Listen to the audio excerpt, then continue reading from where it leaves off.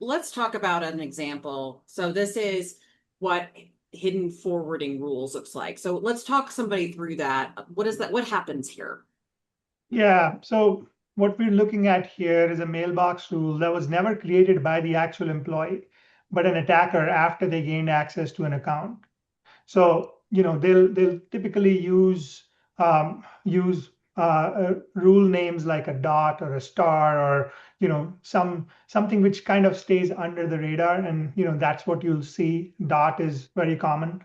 Uh, the danger is that it's incredibly easy to miss, right? The employee continues sending and receiving emails as usual, completely unaware that copies of the specific message are being silently forwarded to either an external address, or they're sending emails out and then putting them in deleted items and emptying out the deleted items folder. All of that can be handled through a mail rule, right? Which is what they tend to do. And for CPA firms, that's especially concerning because those emails may contain tax documents, payroll information, banking details, client financial statements, or even discussions around mergers and acquisitions, wire transfers, things of that kind, right? That's what people normally communicate via email.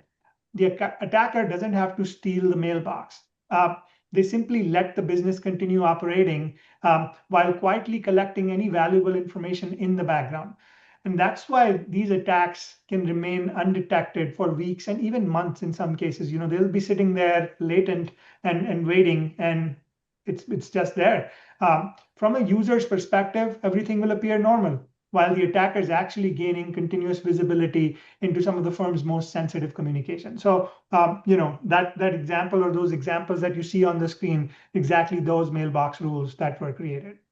Well, and we were talking the other day, and of course, when I'm learning about these things, I have to relate it to my life. And as a true crime aficionado, I was equating it to the guy who's living in your attic and you didn't know he was there, which is probably one of my biggest fears in the world.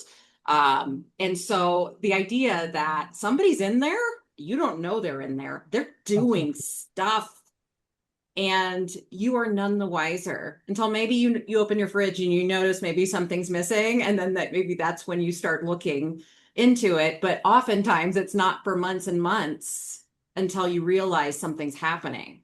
So